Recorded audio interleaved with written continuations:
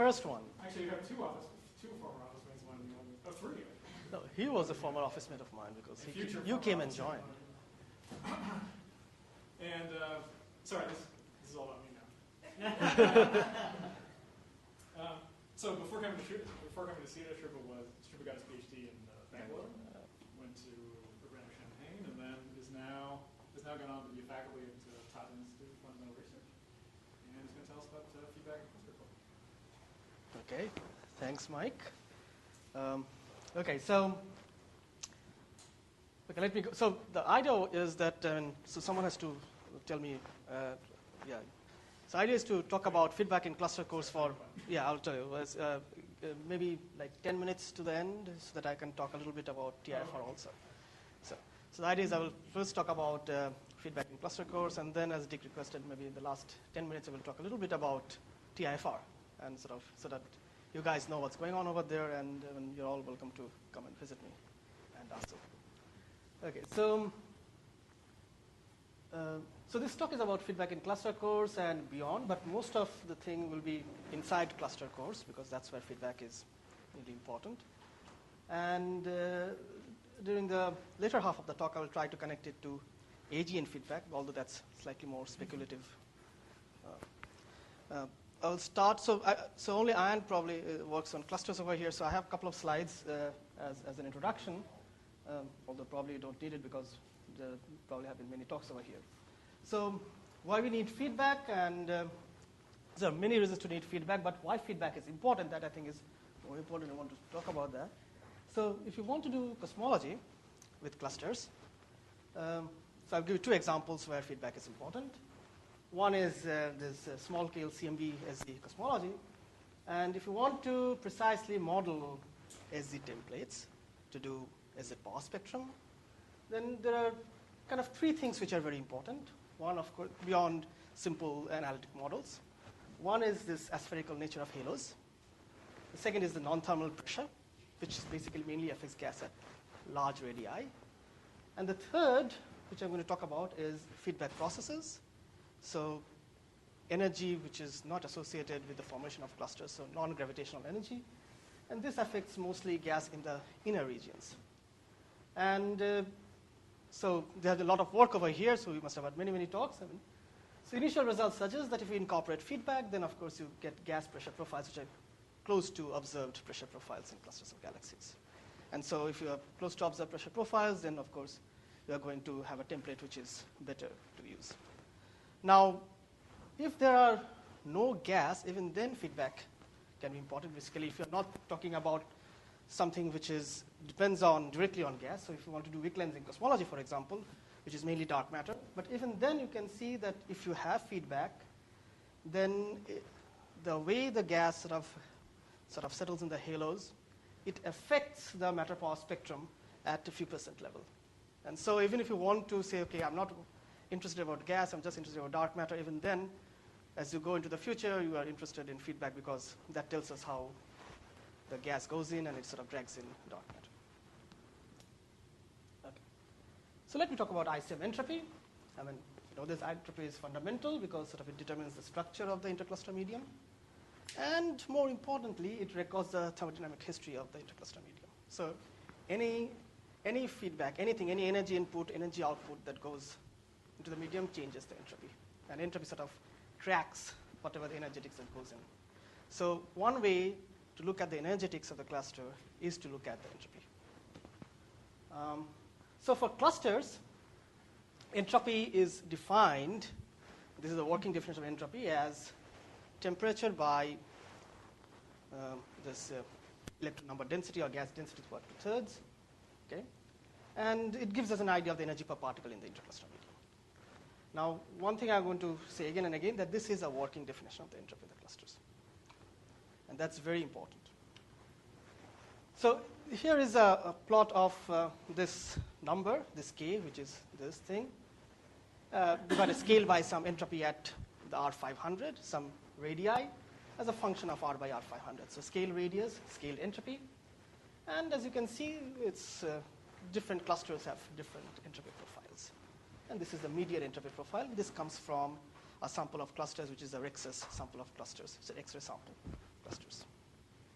So I'm going to come back to this. Now, a little bit of motivation again. So since like now 7-8 years, with better and better simulations, basically the first of the, I would say, the nice simulations, including cooling and star formations. This is a simulation by Nagai and Kravtsov group. And what they found is that if you put in cooling and star formation as a better prescription, you can come closer and closer to observed properties. And one way of looking at that this simulation is nice is that if you look at scaling relations, there is the scaling relation between, this is the K, the entropy versus mass at different overdensities at different radius. Then you see that if you have non-radiative simulations, then so the stars and these triangles are the observations. So without cooling, these are way out, and if you put it cooling and star formation, they come close by. So things are becoming better if you put cooling and star formation. So that's one thing. And as you can see, if you go to larger radii, then the differences are actually small. At small radii, there is still differences. Now, what is missing over here? The thing that is missing over here is AGN feedback. Okay, and around the same time, around 2008 or so, people started working on AGN feedback. So here is a simulation by Siaki and Springle and others, and there are basically have compared. So this is entropy, this is temperature, this is density. Maybe you can look at this redshift of zero plot, and they have compared simulations where they have AGN feedback and they don't have AGN feedback. The thing to notice is at the inner radius. So for example, at the inner radius, this blue line is where there is basically no feedback, no star formation, anything. When you put in star formation, then this is a red line, so things become better. But still, there is a steep drop. But if you put in AGN feedback, then sort of there is no steep drop. So it's sort of saturated. This is what you mainly see. There is no really drop in temperature at the inner radius. Similarly, this huge bump that you get if you don't have feedback, that is arrested if you have AGN feedback. AGN feedback is the green one. Star formation, standard feedback is the red one, and blue is no feedback. That's why the curves go to different distances. It's just a resolution thing, or Yeah, so these are not the same simulation. I mean, different simulations. Yeah. Could you just say, maybe you're going to say this anyway, but how is AGN feedback implemented here? Is it just heating, or is there some? How is okay? So Really simple. So. Yeah. So I think the way AGN feedback is implemented over here is that, I mean, so you sort of, there are many constants which sort of tell you how much energy, how much gas is falling into the agent, then that will give you some energy. A fraction of that will go into, and the way it's done is you sort of say how much energy is coming out, and then you distribute it in a region around the agent, and then. And then, of course, there's a feedback loop, so it's a default. So it's not that you just, and then. But the feedback's through the cooling rate or the star convention or whatever. That's yeah. And this one is pure energy injection, right? It's pure energy. Calculate a bond rate. Yeah, it's a pure bond rate. 10 or 20 ATC, Exactly. and then Yeah. multiply by the two magical constants. Exactly. You get. And so the two magical constants is a very important thing. And so I'm going to talk about maybe a little bit about why we probably need to do a little more than that. Now, the nice thing about this and why AGN feedback, so people started really liking AGN feedback, is that before people had AGN feedback, you look at a scaling relation. This is luminosity versus temperature, and all these points are data, and the bold lines are actually simulations, the bold symbols, and next is data. And if you do not have AGN feedback, so blue ones are without AGN feedback. So as you can see, the data is more steep. The blue ones are without AGN feedback. It doesn't match. And then you put in AGN feedback, you can show that these points go down, and so it becomes better agreement with AGN feedback. So if you have AGN feedback, then you sort of reproduce scaling relations. Now, one thing again I want to say is that scaling relations are integrated quantities. So you take the total luminosity, you take the total of the spectroscopic temperature. So I need to go a little more than that. So that's why AGN feedback it's very, very important. And of course, we should not forget that in the same model, this Siaki model, This was later used by people over here, so Dick and Battaglia, who was a student over here, Nick. And they did this as the templates, and if you have AGN feedback, then you have better templates, basically. So we have templates which matches reasonably well with observations, at least the pressure profile, in the region that you can sort of match with the observations. Of course, then you have to extrapolate. So let's talk about feedback from entropy.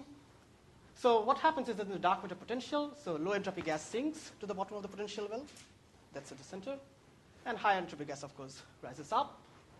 And if you have only gravity, then it turns out that the radial entropy dependence of clusters exhibit a power law behavior outside the core. So outside the core, it's just a power law. Inside the core, there is sort of a core entropy. And how the core entropy is depends on what kind of simulations you're doing, whether it's SPH or AMR. And so if you have large-scale departure of this radial entropy from the power law core, then one can use that in comparison with the power law code to look at what is happening in feedback, whether it's AGN heating or cooling.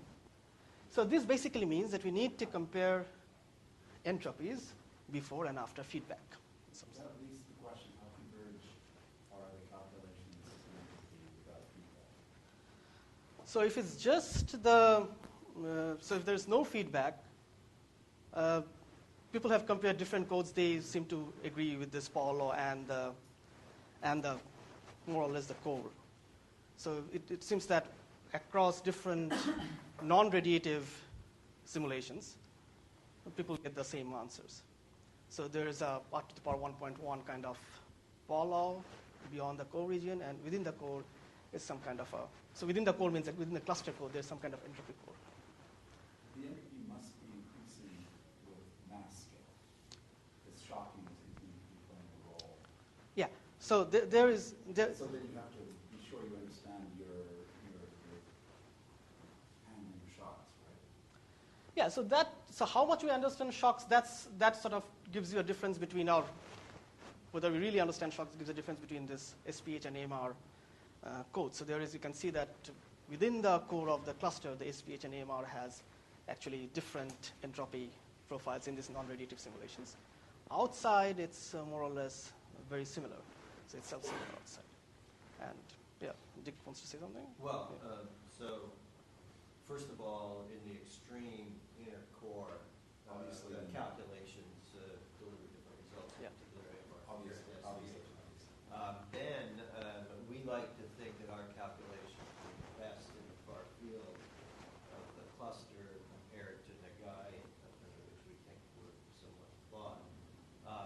That sounds harsh, but so then the question that you're asking is, do we believe that this is a truly correct full description? There is definitely this kind of relative power law attractor, which once you do some scaling, looks like it's pretty universal. Yeah. But you could fool around with that. For example, what's happening here is you're effectively doing not just AGN heating in the inner core, but you're doing energy injection all along associated with mini halos, not very many actually, but groups, etc., in the pre-assembly phase. And obviously, if you fool around with that a lot, you could fool around with the final. And so the thing that was most remarkable about our calculations is we just did one normalization to a Sajaki calculation, which you could say was also crazy because it used crazy bonding ideas. I mean, not that bonding was crazy, but it just, there's no way it should have. But anyway, we just did that single calibration. Everything looked pretty good relative to, to the data, so that's pretty amazing. That doesn't mean that's the answer. We've had our discussions about there being all sorts of other potential injectors here that are not being included in this calculation. So let me just throw out something that just came to mind. It's almost like random. Electron-ion temperature equilibration. Yes. Ions get heated, Yeah. not the electrons. The equilibration process creates entropy. So that is not taken into account in any. It is, actually. It is. So Doug Wright Yeah. has run simulations with that, but it only makes, Little difference. once you're past the Brio rays Yes. at R500, Yeah. it's nothing. Makes no difference. Yeah, we've done, one of the big things we've been doing is this really fine accounting for different forms of entropy. But the thing is, it's swamped by the thermal entropy. And the non-equilibrium processes you're referring to are also known. So another thing I want to say is that when I'm talking about this Paul law or sort of universal kind of, these are in simulations without any feedback at all. These are just non-radiative simulations where things are much more easier to understand. Once you put in radiative simulations, then it depends on much more on what kind of physics you put in. Oops. And that's when what I'm going to do is that's when I'm going to go to observations. Okay. So I'm not going to do any simulations. Okay. So basically what it means that if you want to look at energy in between, then we have to compare these entropies before and after feedback. So before feedback will come from this non-radiative simulations. After feedback is what we actually get, meaning what's there in the observations. Now, entropy of an ideal gas. So I said I will come back to this. So as I said that in cluster, of course, literature, this is what entropy is taken to be. So temperature and density. And it is related to the, basically, entropy of the things, which is basically, you can relate the pressure to the entropy. Now, as you know, that this is, of course, not the entropy. I mean, if you look at monoatomic gas, entropy is this. You can calculate. This is the formula for entropy. And unfortunately, I mean, for the thousands of papers that people have written on cluster entropy, of course, both will have the same trend. So if this increases, that will also increase. Both will have the same trend. But people have been using this instead of this. The only difference that makes is this, that if you really look at the entropy, then that is related to the real entropy of the gas by a constant plus a constant times the log of that. Right. And so delta S over here is a delta K by K. The other important thing that if you do with this is that if you use this, then you cannot use thermodynamics. You can use thermodynamics not in a direct way. If I do this entropy, then I can relate my energy, change in energy to change in entropy. Use delta E's dds. But we cannot do it over here. So I was actually looking at when it started, when people started using this. This is the first paper I found. So this is 1977, Dorshkovich and Klippin.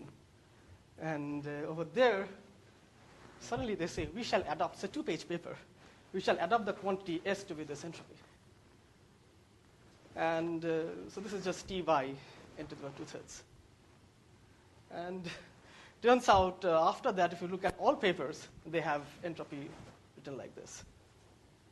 I mean, some papers do say that this is not the real entropy, it's related with the logarithmic thing, but people still use it. And when I talk to students sometimes, unfortunately, a lot of students even don't know this.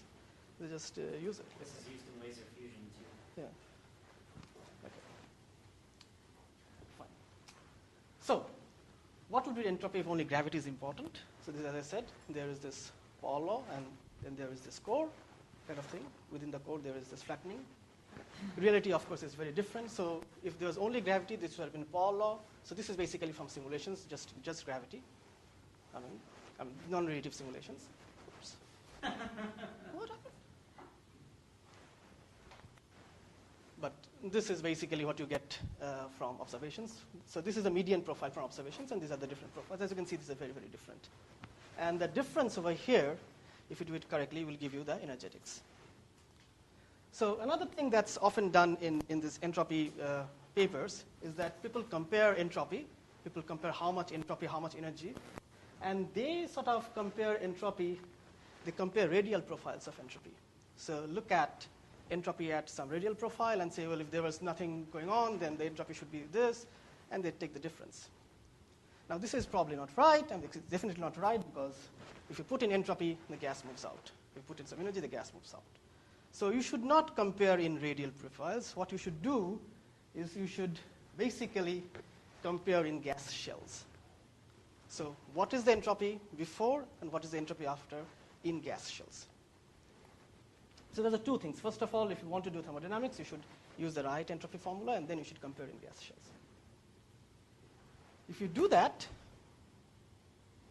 then what will happen is that you take this, and you will end up with this kind of entropy profile. So remember that previously the entropy was in terms of RAR. Now this non-radiative entropy in the simulations, they are in terms of gas shells. So this is mg by M500, some normalization M500, because ultimately you're going to use clusters, you're going to do R500, so it's M500. And over here you can see that this is the SPH, non-radiative simulation entropy, and this is the AMR. So both of them have, outside the core of the cluster, both of them have very similar Power law, except the AMR is slightly more, just a little bit more. But inside, the AMR has a much larger flat core, but the SPH has a much smaller core. And there have been papers discussing why this is so. I mean, so is that meant to show that the scatter is much smaller when you use mass? no, this is just when you use mass. No, this is no. So this is from simulations theory. So the scatter over here is not much difference if you do it in R or in mass. The big scatter which was the observations. Yeah. There's not much scatter actually. Yeah. And there must be some kind of docking going on here because you're going to 10 to the minus 2 of M500. Okay, so 10 to the minus 3 of M500, that's pretty small. yeah, so this is basically the simulations actually have up to here, observations are up to here, so there's a little bit of extrapolated, I think, because at the end, so maybe you should not believe very much exactly over here, but somewhere around here you should. This is what simulations go about. And this SPH upper or SPH lower is basically, from the simulations you have some band, because this is the mean profile of the relation, and then there's a band around the mean profile. That basically gives it the scatter. As you can see, within the core, there's a much bigger scatter. And these are median profiles. Okay. And over here also, instead of R to the power 1.1, you can have a gas mass to the power approximately 1. That's what you get. So how much is the feedback? So feedback is the net change in energy, which includes all processes. This is how I define it, all processes that heats and cools the ICM. So we cannot separate between heating and cooling, but everything that changes the energy, that will go and that will give a change in the entropy, which will be the change in the entropy like this, which is what the observers measure. And so depending on what kind of, so we can look at different processes, isochoric, isobaric, we can get to dq, given delta K. And how do you get delta K?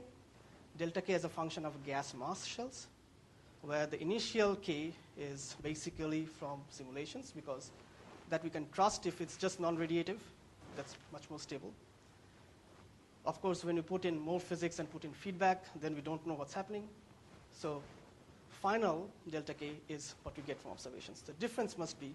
Well, so there's a little bit of a tricky chicken and egg here, right? So you don't actually ever start in this initial state that the non-radiative simulations produce. You never get to that point, right? So feedback and cooling go after before you ever get to that point. Right? Can you really think of a cluster as starting there and then having some feedback starts? No, these are basically simulations without any star formation or anything.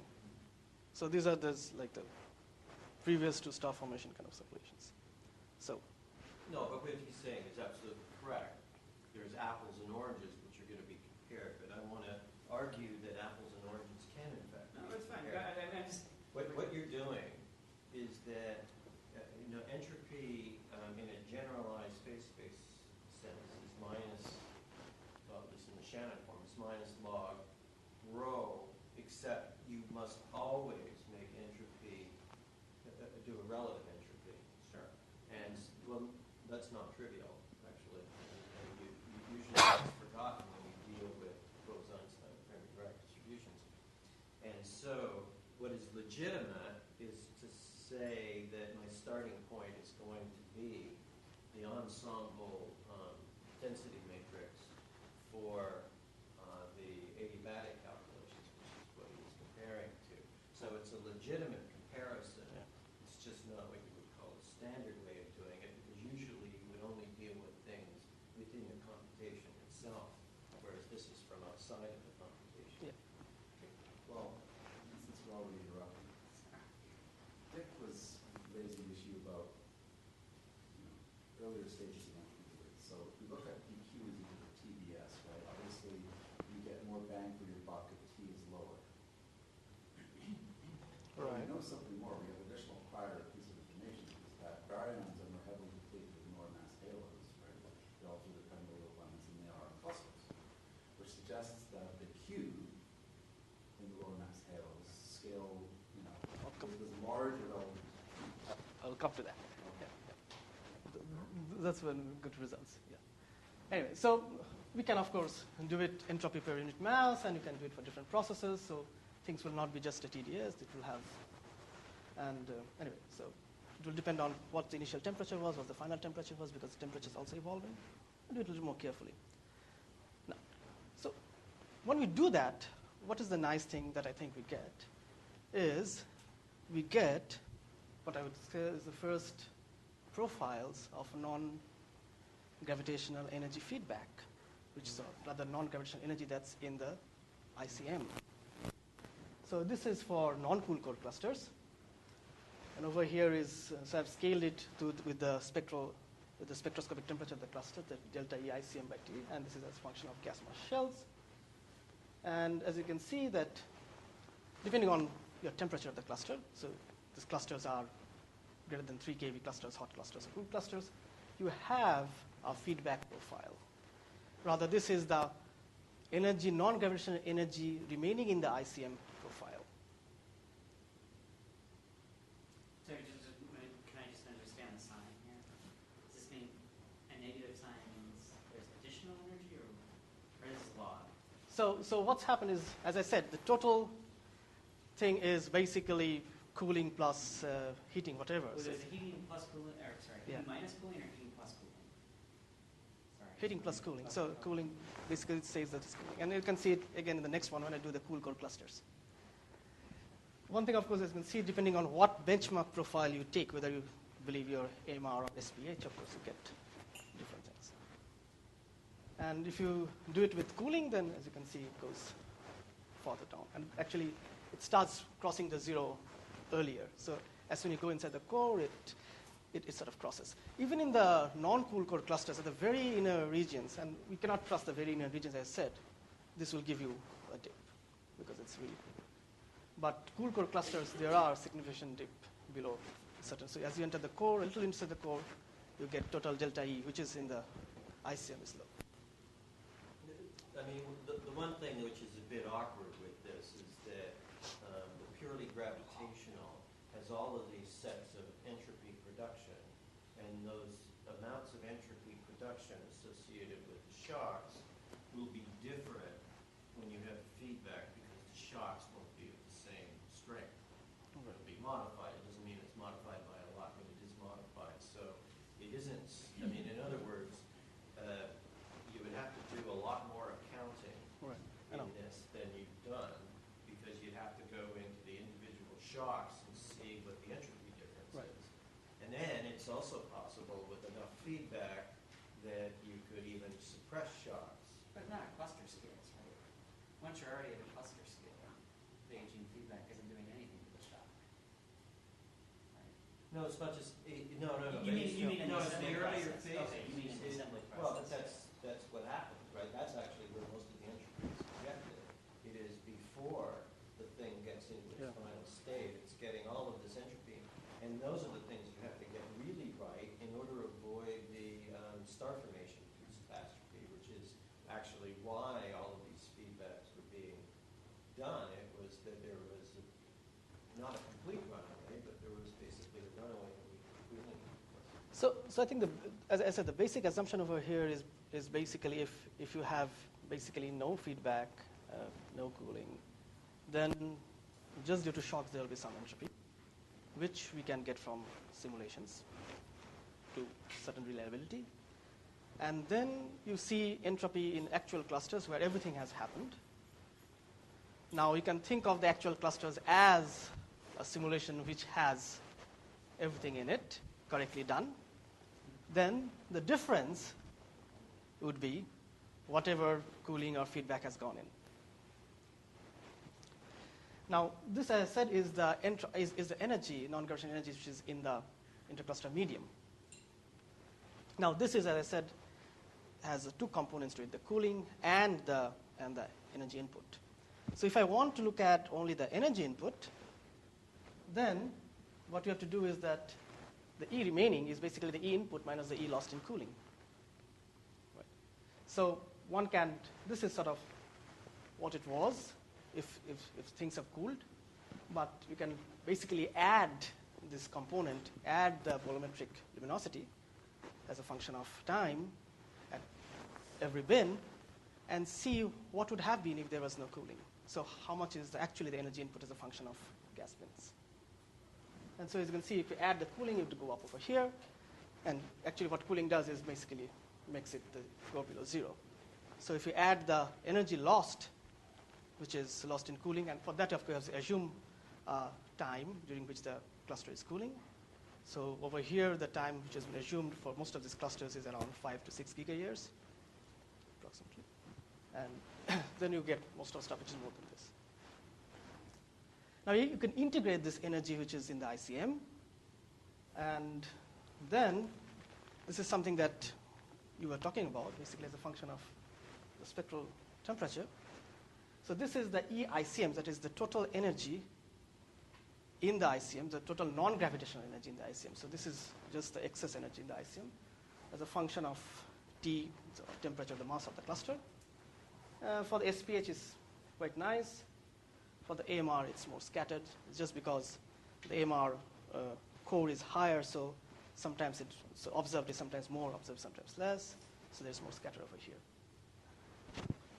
Wait a minute. Yeah. What was that comment you just made about the scatter of AMR? No, so what you are doing is that you are taking away the benchmark profile, whether it's the AMR benchmark profile or the SPH benchmark profile. And the AMR benchmark profile had a higher core. And so in the SPH, the core is always low. And so what's happening is that it's much more consistent when you take, consistent in the sense like always what you are getting is excess. There's less scatter in that excess, in this difference. Whereas in the AMR, there is some difference in the core, some difference outside the core. And if you go back over here, just Whose data was it? this is the REXCESS. I mean, the simulation. This is old. So this is non-relative. This is Voigt et al. And others have also found the same thing. There's a Voigt et al. Paper where they do both. This is a entropy paper of what. So what's in those calculations? I mean, you've got SPH on that side, AMR on that side, and you're saying that AMR is doing something relative to SPH, which is undoubtedly a true statement. But if the simulations aren't simulating the same thing, then it's not really fair to say that there is this fundamental difference. I mean, in other words, the AMR may have a different set of physical assumptions in it. So I don't know about the Voigt. So Voigt did not really compare why these things were different, but people recently have compared, like Vadza et al. And others have compared. And the old Voigt paper, I think, is purely non-radiative. So yeah, it's purely non-radiative. There's no There's no physics. physics. Right? There's no other physics other than gravity. This is purely non-radiative. This is just. Well, but if that's the case, and that's your benchmark, I don't get Let's look at what you're talking about. Yeah. So the reason in this purely non-radiative physics, what people say is that why the AMR is more is because the AMR, Oh, no, I understand that. We don't have to go back to that. I'm just saying you had blue curves and red curves, and I understood that what you were doing was using as a benchmark that you were doing perturbations about the purely gravitational collapse calculations, and if that's all that you have, So it's you rather difficult to do anything with it in terms of differencing. Yeah.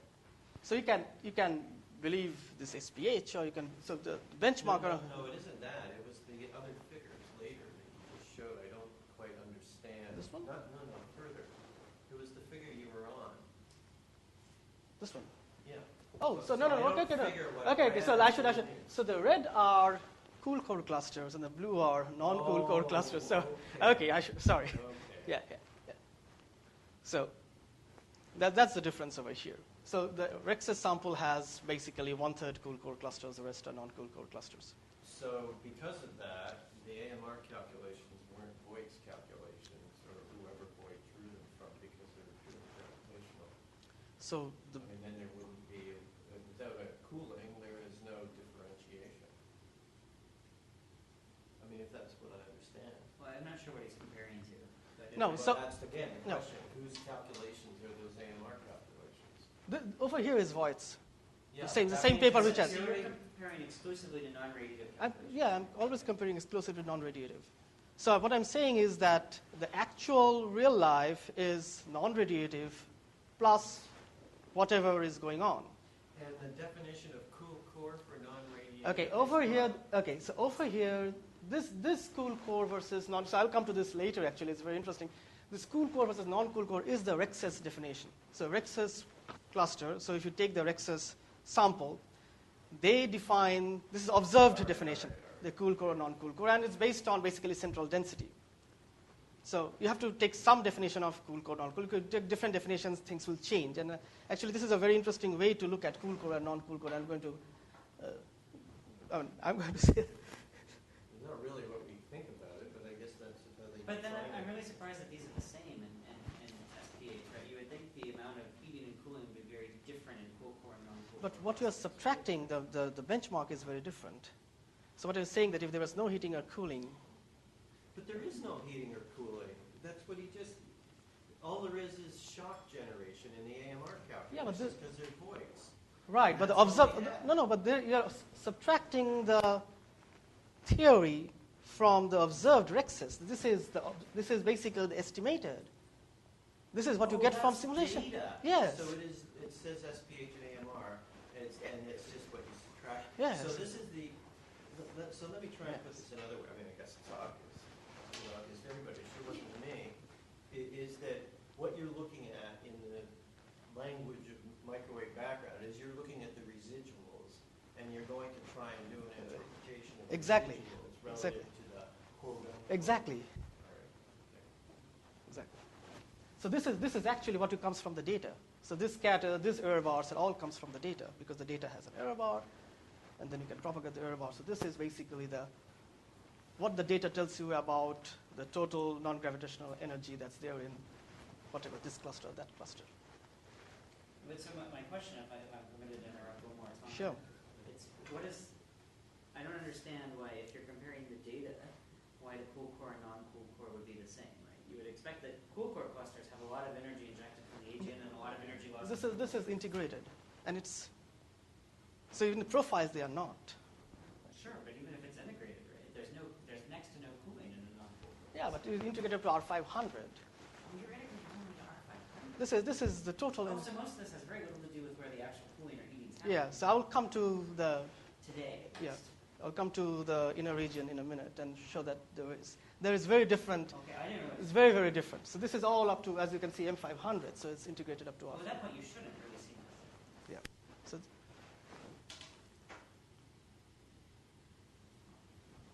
on the other hand, if you put in the cooling, so if you look at what is the energy, total energy feedback from each of these clusters, then those are very nice scaling relations with the mass of the cluster. This is something that you could expect, saying that, okay, given the mass of the cluster, this is the black hole mass at the center, then energy must come out of it. But this is something that we're getting from the data in some sense. So getting from the top down. Given the observed entropy profiles, subtracting the theoretical entropy profiles, you get the energy, put in the cooling, then you get the total energy that whatever the central thing or whatever is giving, the total energy feedback. And again, as you can see, for SPH, it's the scatter is very small, whereas for AMR, there is a scatter, and also you can see AMR, things are slightly different between cool core and non-cool core clusters. And this over here, so E feedback, the total feedback, so total non-gravitational feedback scales with your temperature, the mass of the cluster. And there is a number over here. And this is the total non-gravitational feedback, total energy in R500.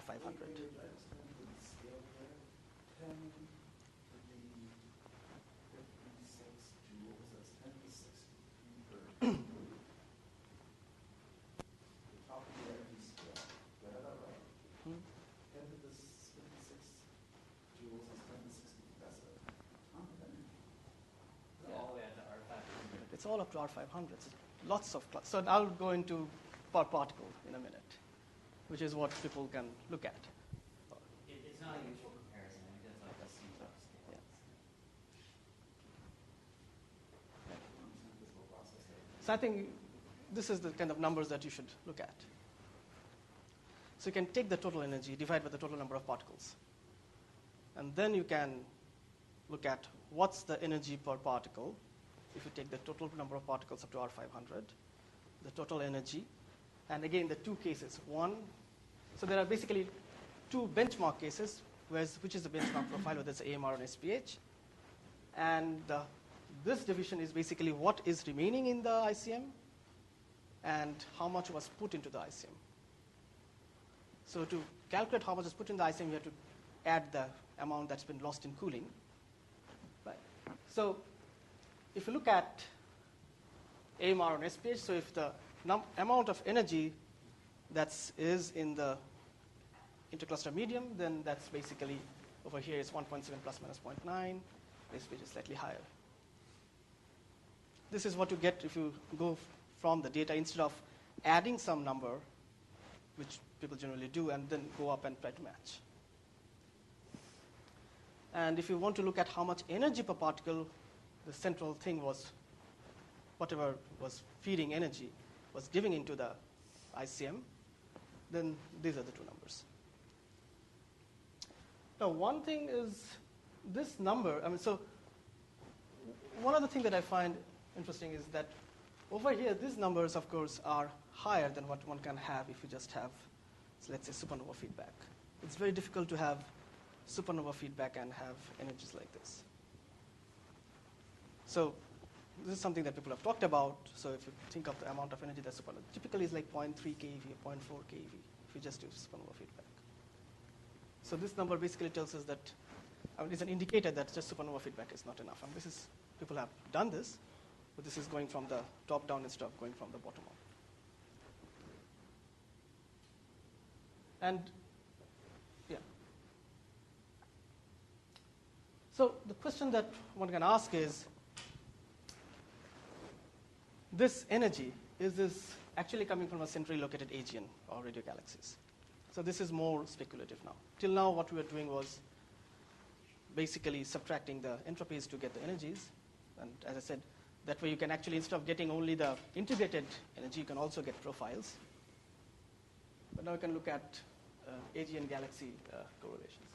So for that, we basically look at the clusters which are in the NVSS. So look at the REXCESS clusters, which also has NVSS data. And then what we do is that, is what we do, so you basically, the NVSS will look at the 1.4 gigahertz radio luminosity, and then one can relate this radio luminosity at a given frequency to the underlying jet power. So people have done this. And this jet power is, of course, related to feedback. And what generally people do is that they take typical a fixed radius. Of course, over here, since we are trying to do scaling, we take a radius which is very much like the core, which is 0.3 R500, approximately.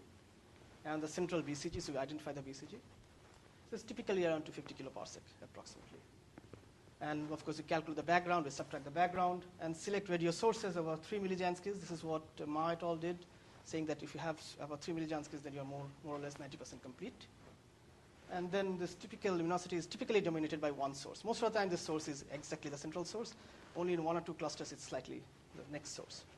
So maybe we didn't get the center right. And if you do that, then this REXCESS plus NVSS subset has 19 clusters, which has both data in REXCESS and NVSS, out of the 31 REXCESS clusters.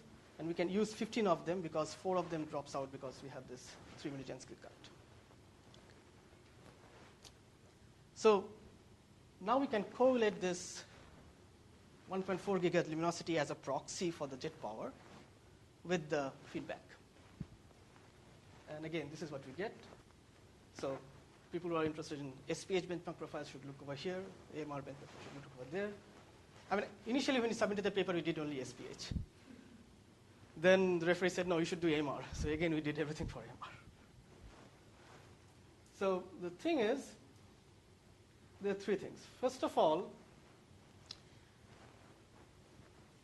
you will see that there is correlation, and we have done I think we have done a good correlation job. We really looked at correlation where we took into account that there are 4 dropouts. And if you look at just cool core clusters or non-cool core clusters, each of them have distinct correlations. But if you take over here, for example, you take the total sample, then the correlation is lost.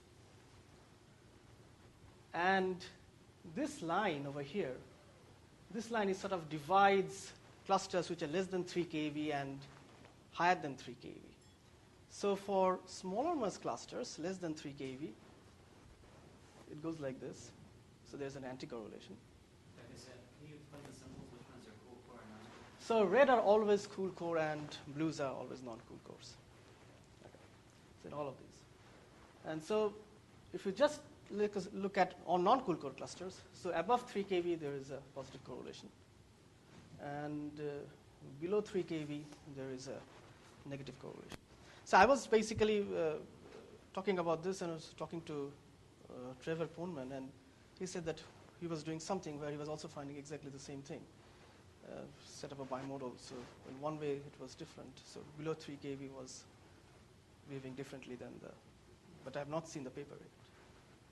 This is a little tricky to do because you only get 6 cool core clusters. Yeah, so cool core you cannot say anything. REXCESS is volume limited, so you get very few. You cannot do for cool core clusters. So basically what I'm talking about is this. So there is absolutely nothing for cool core clusters. So I'm talking about mainly non-cool core clusters. Yeah. And the problem is that even this 31 clusters doesn't have data. So one of the things that one of the students is doing is now trying to do a Chandra. So Cavagnolo has some more data. Yeah, there's the accept sample, but Yeah. it's biased. Yeah.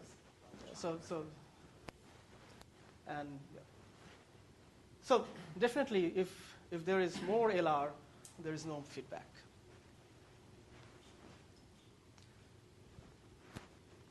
Now, as I said, if you do a correlation analysis, then individually the cool core and the non-cool core and the cool core have correlations, but if you take all them together, then of course this correlation is lost. Okay.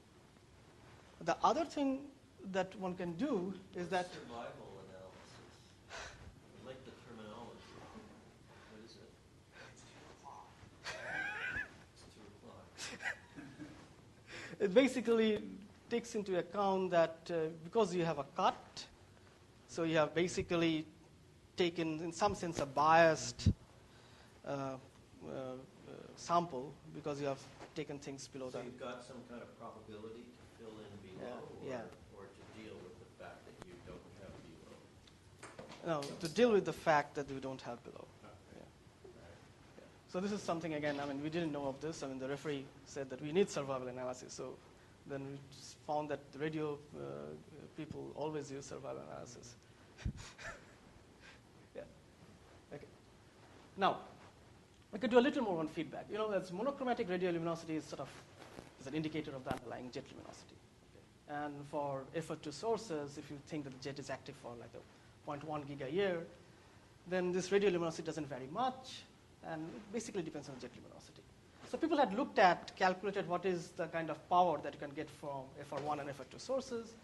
So looking at this X-ray cavities, so Cavagnolo et al. Looked at the kind of power and related it to the 1.4 gigahertz luminosity.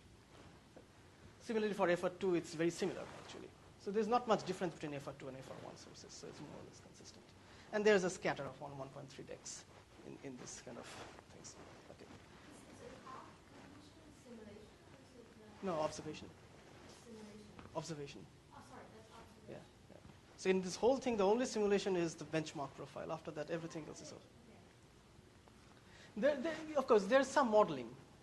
There's a little bit of modeling in it. And I'm looking at these bubbles a lot of the time. Yeah.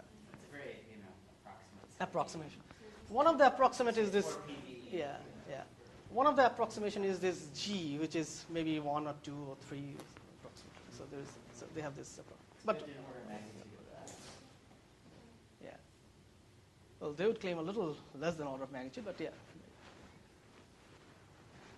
Now, if you think that the radio galaxies have many episodes, each with a lifetime of 0.1 gigayear, that's when the thing is active. Duty cycle typically 30%, and total time in which this radio galaxies was feeding in is 5 gigayears, which is typical time they've taken, which is basically when the cluster was half the mass. So it started when the cluster was half the mass, approximately. Then you can calculate what kind of energy that you would get if radio galaxies were fitting in. And if you do that, then at this LR, this is the kind of band that you'd get. This is the scatter is due to this 1.3 scatter. And this is the kind of band that you get at higher. Okay. So I have one question here, right? So that correlation is only for cool core clusters. No. Right? Which one? Yeah, because you find these 1.4 gig, further on, the jet power. So this is all done with. This one? This all comes from cool core cluster work because you only find the jets in cool core clusters. Yeah. So can we apply this to non? Yeah, so I mean, there is a big, so basically what you have done, I've taken this G to be large, so basically 2 and then, yeah. So, and that also gives you a big region over here.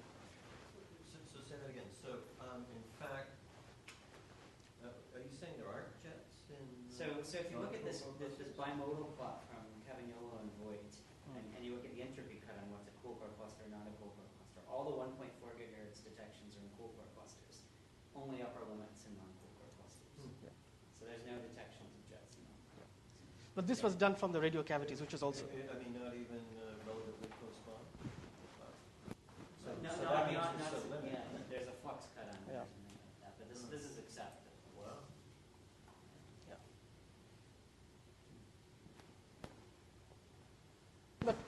But what I'm trying to say is that more or less, I mean, if you put in the numbers, you get more, I mean, it's a large band, but you sort of get things in this region. And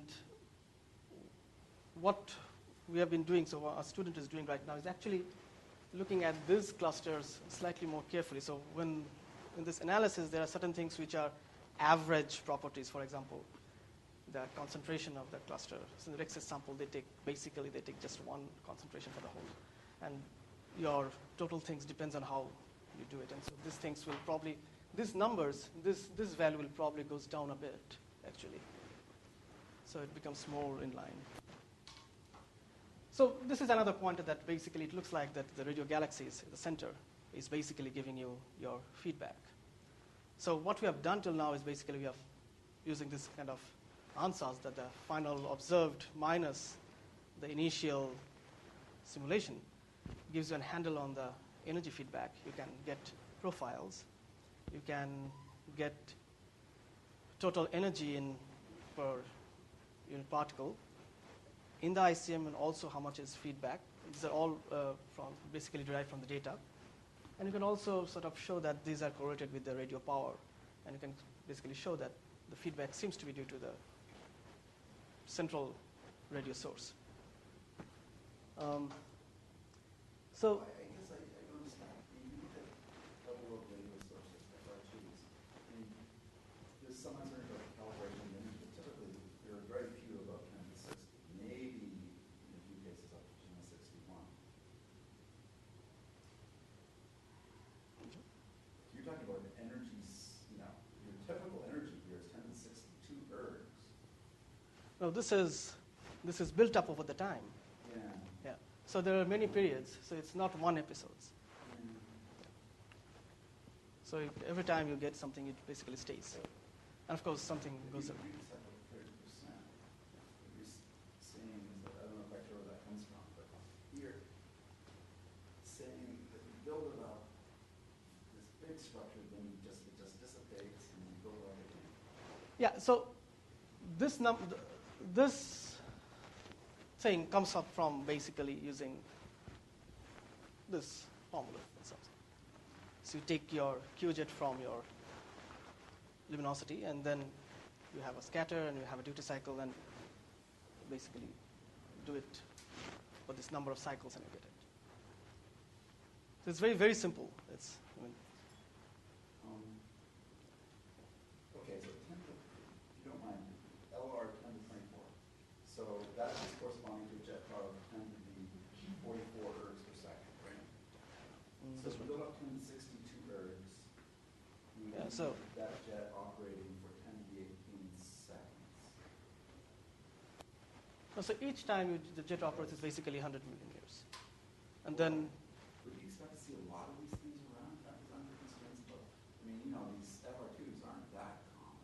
I mean, it may not be FR2, it may be, so it doesn't really, so this, Well, but this amount of energy, how could you avoid producing some big In stuff? fact, you probably need more energy, right? Because this is from the adiabatic Yeah. model, but these jets actually operate in cool core clusters, so which this, have much lower energy, Energies. so you'd actually need a much larger number on the left-hand side to heat them up, right? yeah, so these are not enough, actually. Yeah.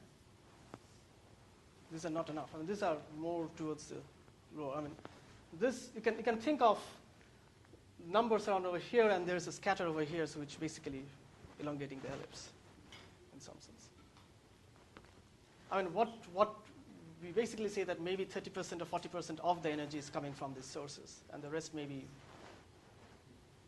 other modes, basically. So it can be other radio modes. So maybe 30% or 40% of the energy that's needed that we get is coming from these jets. Well, can you explain what this best at all analysis was based on? Okay. You said that 30%. Okay, I have to look up exactly what they did. Do you remember? I think this is one where they're trying to look yeah. at how the synchrotron aging in the bubbles and Yeah. how the bubble rise times.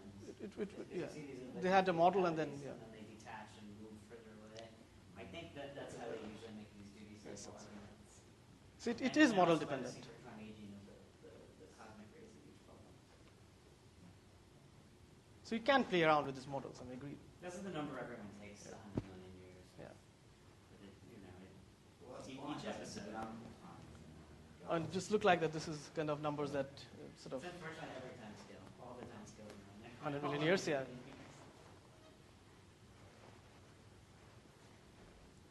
Anyway. Okay, so I'm sort of coming to the end, and I'll just show you one more thing, which was kind of interesting, but slightly different from really looking at individual clusters. So it's more based on universal pressure profiles. So again, it's an answer. So if you think of the universal pressure profile, that's what you observe. So it's final. And pressure and entropy can be related to each other. So if I have an universal pressure profile that is observed, I can find entropy profile final from the pressure profile. And I know what's an entropy profile initial, basically, from the simulation. So over here, you have, this is what is sort of the entropy profile that will come from a universal pressure profile from REXCESS clusters. And you have an initial profile, which is this universal entropy profile that's coming from simulations. And what one can sort of say that let's answer that the final entropy is basically, it's an answer, that basically the initial entropy plus something. So it's a multiplicative and the additive term, which takes you from the initial entropy profile, the power law, this one, to the final. And this is an ansatz, right? And then what you basically do it in terms of this gas mass shells that I said, take the difference. And then you'll find that there are two regimes in it. One, where this energy, delta E, is proportional to T, and another regime where it's proportional to the density. In the sense, one looks more like some absolute number which was adding some energy, and another which is more towards the center. So one can play with this form, and then what one can do is one can try to see what are the two numbers, what are these two constants, this constant and this constant, such that if you take an initial entropy profile, you get a final entropy profile, which will translate to the final universal pressure profile that you measure. So you can try to do that, these two constants. And if you do that, so this is basically, you have this entropy, this is this pressure profile that you have. If you do that, what you see is something very interesting. But you see that if you look at the injection, the entropy that's been added, then it has these two terms. One which is a constant term, and one which is a mass-dependent term. It's very much sort of reminiscent of something which was already there before the cluster formed, and something which is like in situ. And this is just by the simple assumption that if you have initial entropy profile, and you have an entropy injection, then it will give a final entropy profile, which will translate to a final pressure profile, the mean profile. And you know what the mean profile is from REXCESS. So this injection should be such that you give the mean REXCESS pressure profile. How does this compare to the older ideas about preheating? Yeah, so this number is very much like a preheating number, actually. It's 100, 200. Those are the numbers they have now. Yeah, but no one believed in preheating now, I guess. No. Yeah. So it just looked like you need, to have a universal pressure profile by adding some entropy to the initial entropy profile, you'd need two terms, and one has, which is like a preheating term, and one which has a AGN, whatever, some feedback term, which is depends on the mass. So this was something that we also did in a different paper. Now, we did a lot of other things. This is, I'm not going to show this plot. This is how Sudeep once showed what he had done in this huge number of plots. So we looked at other correlations. We looked at how the radioluminosity goes with the volumetric luminosity, how the heating rate, if you think of the heating rate from the central galaxy, mass deposition rate, and so we looked at all the other things. So now I'm going to show one very provocative plot.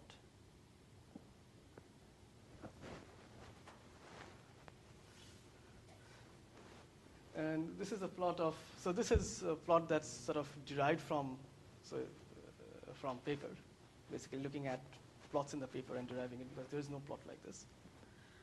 So this is the REXCESS data. It spans at temperature. And this is the scaled entropy profile of REXCESS data. And these three, blue and red, are simulation entropy profiles. Okay, so this is basically the observed entropy profile, and this is the mean simulation entropy profiles. So if I take away this scatter, the REXCESS data, then this is what it is. So this one is the observation. This one is the AMR simulation without AGN feedback. So this is the Nagai et al. Simulations. Okay. So one of the reasons you can see that their scaling relation, when they put in this feedback, the star formation came closer, is because without this it was very different, and it's very close to this.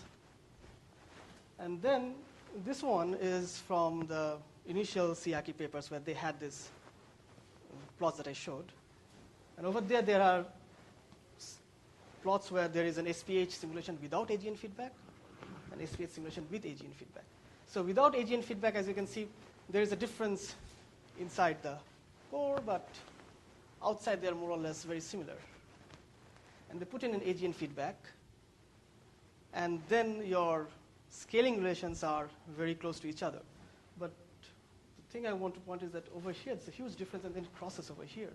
So I don't know, maybe it's an integrated thing that sort of gives you right result. This is, as I said, it's provocative.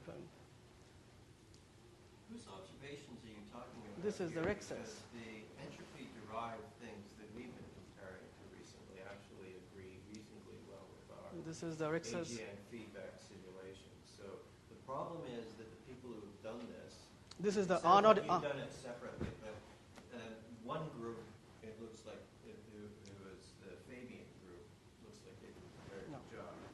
And so there's another group. So this is the Arnaud, REXCESS, Arnaud, Pratt, the REXCESS, Arnaud et al. Arnaud and no, Pratt. there's something more recent which seems to be the best job that's been done lately, and so that's the one we're more directly comparing. Okay. So I can look at. And it looks, reasonably close to where. So as I said, this is I don't have these points. These are more or less derived from the paper by looking at data points from the paper. There are uncertainties over here, so they don't really say what's the concentration of the cluster. So you can take a typical concentration of 10 to the 14. So these are like a couple of times the 14 cluster. What kind of? Well, whose calculation is that? This is CITA. Who? CITA. This is the. Oh, their original one, but that's only one cluster. That is the 14 cluster, yeah. A few times in the 14 cluster. I'm not saying that this is what you should. I think you should take it around. Oh, my camera's still. Yeah. I'm not really saying this to sort of like prove a point. I'm saying that there may be differences, and integrated quantities may not be. So the initial when people looked at integrated quantities, and that may be agreeing much better because there is an up and there's a down, and so it may. So these things were coming close, but this is agreeing much because over here and over here is sort of compensating. So, okay. I think I'll sort of stop. So you talked about cool cores, right? So this Hudson et al.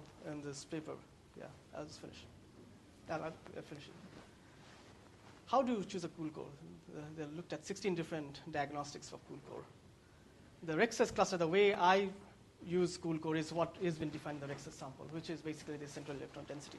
Right? And according to Hudson et al., the best cool core diagnostic is central cooling time. So they looked at different. The thing is this, that if you, depending on what diagnostic you take, your cool core, non-cool core is all very different, right? So obviously. And over here, this is what you would do if you have something, a diagnostic. Like if you look at actually the ICM energy, because at the end of it, cool core would basically mean if the cooling is more than, how much energy is going out is more than how much energy is going in. That would define your cool core. Because ultimately you cannot separate out. So if the energy that's pumped in is more than the energy that's going out, it will never be a cool core. And so over here, as you can see, there are these really strong cool core clusters, those red ones. There are these moderate cool core clusters, and then these non-cool core clusters.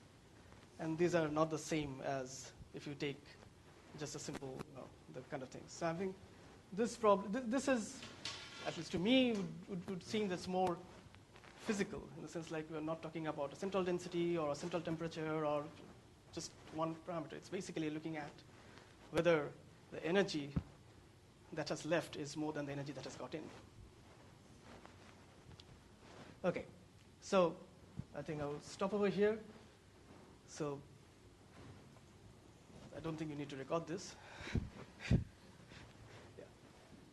So the reason I showed these pictures is this is TIFR. So people who haven't been to TIFR. Is that road really that empty usually? So this is TIFR is at the really, really one tip of Bombay. So that's the tip of Bombay. If you're looking from That's the business district down there? this is the business district over here. Yeah. And then that small blob over here is what TIFR is. Okay. So it's C in some sense. It's three sides. So you look from top, this is the TIFR. This has a pelletron building, just a pelletron building. Where's the top picture being taken? Where is the top picture being taken from? This is from what is known as the Marine Drive. Yeah. And there's the front of TIFR. This is the TIFR building. It's a big institute, a lot of people. And if you look at people who are interested in astro, then in the TIFR has a big TIFR, sub-TIFR, different things. And the Mumbai campus, where I'm, there is basically two departments. There's a pure astronomy department, which has a lot of number of people. There's 19 people, the astronomy department. 14 of them, so there's a big divide between 14 and 5. So there are 5 young people who have joined in the last 4 years in this astronomy department, and there are 14 people who have joined at least 20 years back. And there is also the theoretical physics department, which is only one person doing astro, which is me. Okay. People over here, so if you think of cosmology, there's no one really does hands-on cosmology over here, or clusters, things like that. They're mainly interested in infrared or a little bit of gravitational waves. Astrosat is a big thing. So a lot of people working on Astrosat. And then outside TIFR, there is all these other campuses. There is this NCRA, which is this GMRT thing over here, which is basically a part of TIFR, which is in Pune. There is an institute called the National Center for Radio Astronomy that's in Pune. And there's a new center which is called the International Center for Theoretical Sciences, which is in Bangalore, which is just beside ISC actually. It's a new thing. So that also has people in, so they are trying to build an astronomy group. So this is the ICTS thing. And at present in ICTS there is only one person Ajit, who is basically a gravity wave guy. So one really real appointee over there. And others are basically associated faculty. Tarun is over here. You can see. But is there a building? Building is almost there. Yeah, almost And there. who's going to actually move there? So they cannot hire too many people. So they can hire only, initially they will hire only 10 or 12 people. But who's moving from? I don't know. So, yeah, so from Tata, I don't know. I mean, so one option may be me, but I don't know. None of these are moving. So these are all associated faculties over there. Ravi is also an associated faculty. They just offered this too, and we have also offered these people. So both of them basically work on different aspects of cosmology. First one is Surud More. So Surud is at present in IPMU. He was in KICP before. And then before that, he did his PhD from Max Planck. Now, we don't know whether we're going to get him. I mean, all of them has multiple offers, both of them. This is Suman. Suman is within SPT, basically. And also, basically, he's part of this Argonne National Lab, and he was in Los Alamos before, so Salman Habib, Katrin Heitman, those simulations. And, but they have all multiple offers, so I don't know whether we can get it in Tata, but we'll see. And for example, he has been offered, Pratik IC has offered Suman. Because So it sounds like ICTS will be lonely. If- Almost everybody will be still in Mumbai. So if they can get, so they have jointly offered, ICTS has given joint offer to both these people. So if they go together, Well, no, but that will then make 3 people there. ICTS will never have more than, Well, no, but I'm just, Yeah. an advantage that you have is you can invite a lot of people to give talks. And there, they won't have the drawing. I don't know, but ICTS has this huge, one of the things ICTS has a huge visitor program. So it's basically like, it's basically like Kavli. I mean, the Santa Barbara. So there's like 10 people, faculty, but this is in Bangalore. Yeah. So it's a huge number of visitors. Even now, like all the programs, I mean, it's basically based towards programs and visitors and things like that. Oh, you mean it's already underway with large visitor programs? Yeah. Give an example of what they've been. There haven't been any in Astro, right? I mean, for example, the one that we went was an ICTS program, right? The ICTS. Oh, yeah, but that was a conference and go. Yeah. So, I mean, so till they have the building, we can do it in different places. Once they have the building in 2015, so the first program we'll have in 2015 is the Springs meeting. So they have to finish it by the Springs meeting. Yeah, so 2015 Spring. But then all the programs have to be in Bangalore. Yeah. But I don't know whether they can get these 2 people. I mean, the deal is that if they can get, so they have been asking me to go there for a long time. I mean, but if they don't hire other people, I mean, if they don't get other people to join, then now we are also trying to get these people. So Ayuka has offered him, ISC has offered him, ICTS has offered him. So I don't know whether. In fact, IPMU has offered him now. So now we are also, competing with IPMU, so that's becoming very difficult. So I don't know. And yeah, sorry. Oops. Okay. I thought the most this was the most important slide.